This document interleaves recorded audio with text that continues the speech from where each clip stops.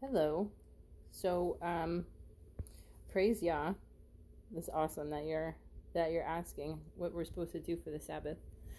Um, so the scriptures tell us that we have to keep the Ten Commandments. It's all over the place. There's literally not one chapter where you're going to find um, God saying that we can break the Ten Commandments. In fact, there's chapter after chapter after chapter of people getting punished and unalived for breaking the Ten Commandments. So the fourth commandment is to keep the Sabbath holy. Remember the Sabbath day, keep it holy. And don't do any work, you or your son or your daughter or your maidservant or your manservant or your maidservant or your ox or your ass. Don't do any work on the Sabbath. And so the general way to sum it up is that there's no buying, selling, or trading on the Sabbath. I'm not going to work, and I'm not going to make anybody else do any work. I'm not going to barter anything. I'm not going to do a yard sale or a giveaway or trade anything like that. The point of Sabbath is to rest from your work. So we rest and we reconnect with Jehovah. It's like a weekly date, right? It's your it's the weekly date. Like you go on a date with your husband during the week, you go on a date with Jehovah on Sabbath.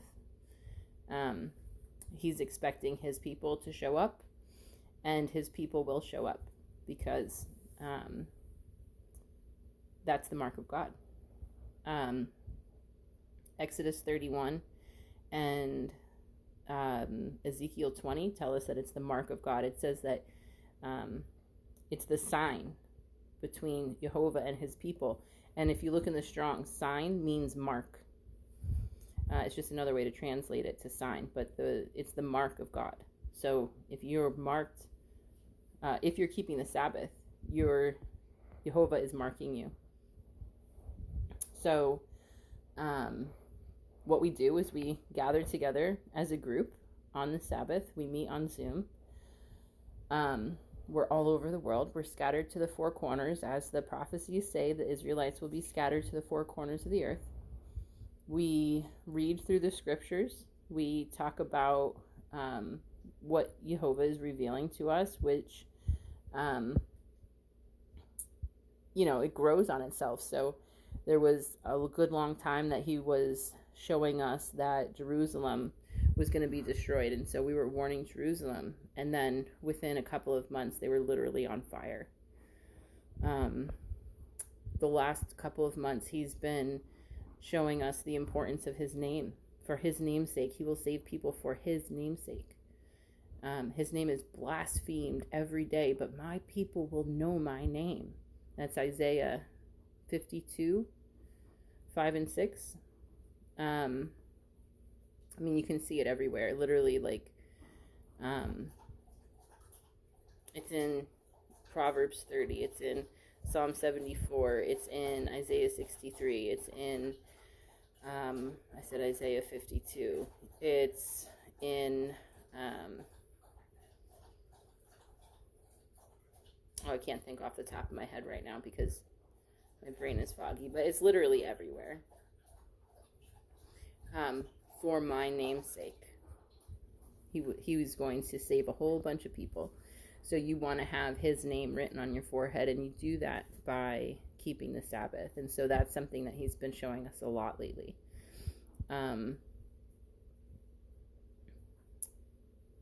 But yeah, so that's when he reveals the meat and due season that's talked about in Matthew 24. The meat and due season is the prophecy that he reveals to us in his time. When he wants us to see something, he shows it to the householders, who are the elder brothers in the group. Most of the time it's the elder brothers.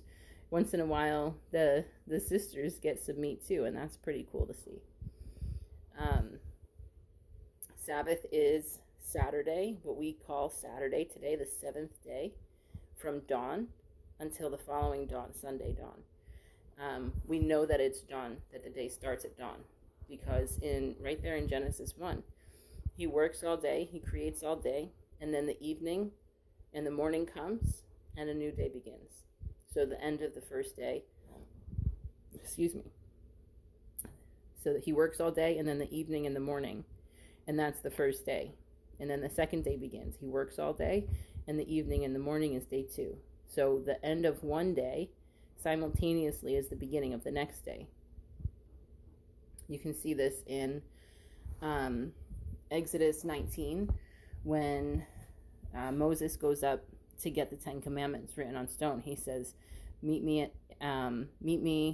Okay, so Moses has to sanctify himself and the other men. And on the third day, it says, meet me on the third day. So they sanctify themselves for 3 days, and they go up Mount Sinai to get the tablets of stone to meet with Jehovah. At the beginning of the third day, Jehovah shows up at dawn. He's not late.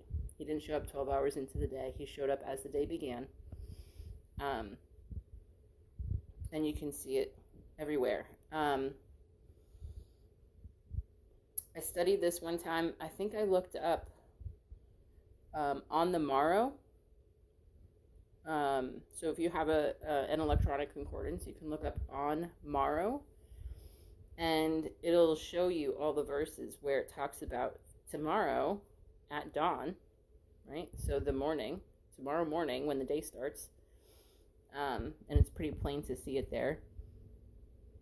You can also see it in the story about the manna and the quail, when Moses is telling the people, on the 6th day, you're going to collect twice as much.